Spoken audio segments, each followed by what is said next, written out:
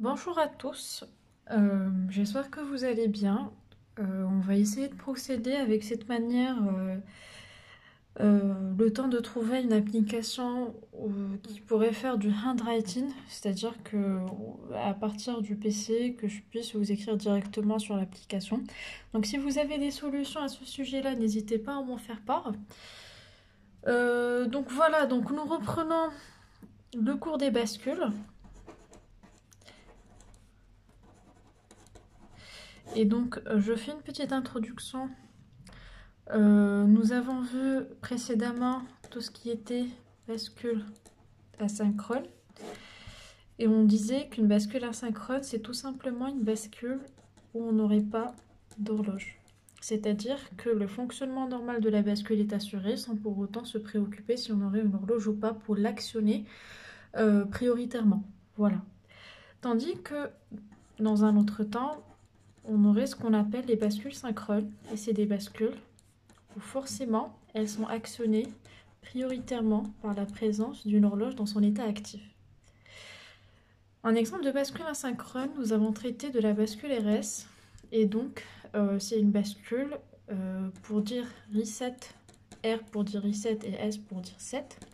Et donc c'est une bascule qui est actionnée à l'état 1 quand set est égal à 1 et actionnée à l'état 0 en sortie QN quand le reset est égal à 1.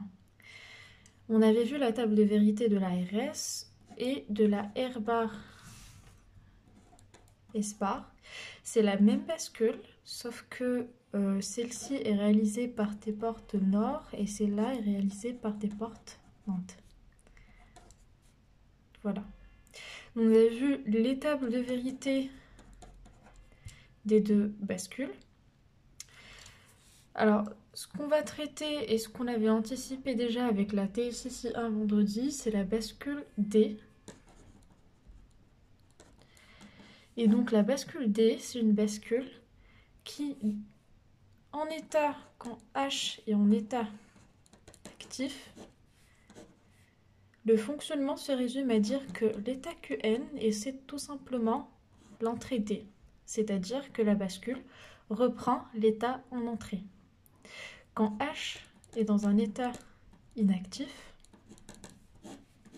QN fait ce qu'on appelle la mémorisation. Et donc là, c'est tout simplement reprendre l'état QN-1. Nous résumons ainsi le fonctionnement de la bascule D. Donc, on dit éventuellement que la bascule D est actionnée selon deux types d'horloges. Soit une horloge à franc, soit une horloge à niveau. Je rappelle que nous avons plusieurs types d'horloges. Nous avons défini que soit H, le signal de l'horloge, prenant un signal carré type, nous parlons d'horloge à impulsion, c'est-à-dire une horloge qui est active à la présence d'une impulsion. Nous parlons aussi d'horloge à front. Et donc là, nous définissons éventuellement deux types. Il y aurait des horloges à franc montant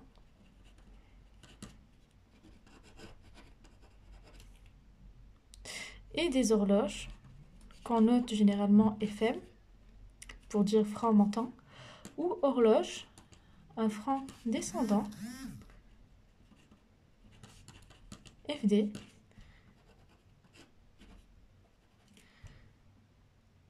comme présenté ainsi. Donc premier type d'horloge, c'est les horloges à impulsion. Deuxième type d'horloge, c'est les horloges à franc. Troisième type d'horloge, c'est les horloges à niveau. Je noterai un peu plus loin ici. Donc, une horloge, nous définissons deux déclinaisons des horloges à niveau. Il y a éventuellement les horloges à niveau haut NH, et les horloges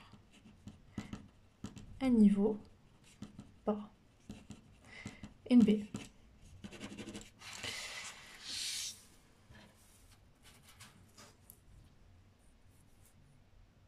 Nous avons fait ainsi le tour de l'ensemble des horloges possibles. On va s'adapter. Alors, je vais plutôt écrire sur cette partie-là. Alors, horloge à impulsion, horloge à frein montant, horloge à frein descendant, horloge à niveau haut et horloge à niveau bas. On dit que l'horloge est active tout simplement quand elle est à son état de définition. C'est-à-dire que, exemple, je suis une bascule D à niveau haut, c'est-à-dire que je ne suis active que sur ces fragments-là. Sur le fragment où je suis à niveau descendant, je ne fais que de la mémorisation, c'est-à-dire je suis en état inactif. Voilà, donc petit rappel sur les horloges. Nous reprenons ensuite sur, alors, prenez avec moi la partie bascule D, la bascule D active sur niveau. Donc la bascule D active sur niveau, elle se présente ainsi. Vous avez une entrée de données, deux sorties, QN et QN bar, sachant que QN bar c'est la sortie complémentaire de la sortie normale QN, et vous avez votre horloge. Je rappelle très bien que par notation, nous avons déjà vu qu'il y aurait 4 types de représentations, soit X, ma bascule, pour dire n'importe quelle bascule synchrone, actif sur présence d'un niveau actif d'une horloge. Nous avons défini 4 représentations. La première pour les bascules à niveau et la deuxième pour les bascules à franc. Nous notons une bascule à niveau haut, NH, niveau bas, frein montant et frein descendant. Je noterai X l'ensemble de mes entrées, c'est-à-dire je suis indifférent par rapport au type de bascule. Ça peut être une bascule D, une bascule JK, une bascule T qu'on verra par la suite, qui sont toutes des bascules synchrones. Et H, ce qu'on avait noté en classe, clock, CLK, pour dire horloge. Et QN et QN bar, qui sont toutes deux mes sorties. Donc quand je suis en niveau haut, la représentation est assez simple, c'est tout simplement un trait.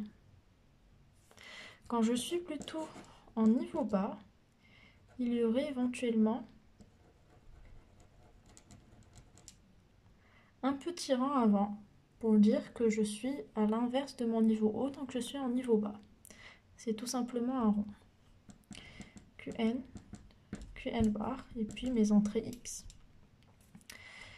Quand je suis en frein montant, il y aurait plutôt un triangle à l'intérieur pour mon horloge. Et puis quand je suis en frein descendant, un triangle et un rang pour dire que je suis à l'inverse d'un frein montant et donc je suis en frein descendant. Voilà. Donc là, première lecture, je dis que j'ai une bascule D à niveau haut. Donc elle est active quand éventuellement j'ai un niveau haut.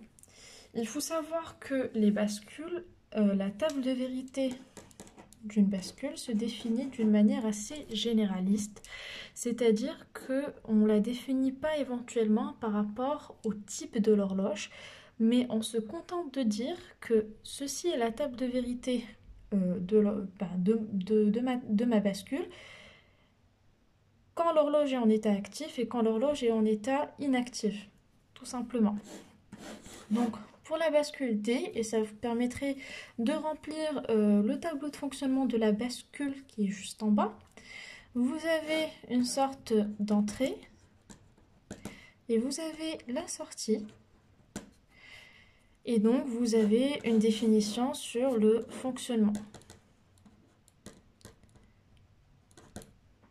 Donc, on s'est dit qu'on avait éventuellement une seule entrée, qui est la D, et puis nous prenons aussi la valeur de H, qui est notre horloge. Vous avez, alors, on va fragmenter en deux. Vous avez Qn, qui est la sortie normale, et Qn bar, qui est la sortie complémentaire. On dira que, éventuellement, H est en état actif, et là, il est en état inactif. Et on notera par défaut 1 et par défaut 0.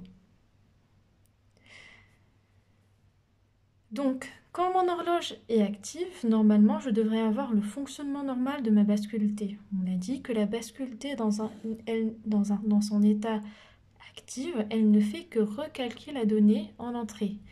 D est une entrée à une seule variable, monovariable, donc 0 ou 1, c'est les deux possibilités dans l'ensemble binaire. Et donc, sachant que le fonctionnement ici, c'est tout simplement résumé par que n égale à d, j'aurai 0. Et là, vu que d égale à 1, j'aurai 1. Complémentaire, 1, 0. Donc là, le fonctionnement, c'est tout simplement une mise à 0. Et là, c'est une mise à 1. Quand c'est en état inactif, peu importe la valeur de mon entrée, quel que soit 0 ou 1, la sortie, c'est toujours Qn-1. Et donc là, quel que soit, c'est tout simplement dire, ça peut être 0 ou 1. De toute façon, ma sortie, c'est tout simplement la mémorisation de mon état précédent. Et donc, on pourrait dire qu'à ce niveau-là, Qn est tout simplement égal à Qn-1.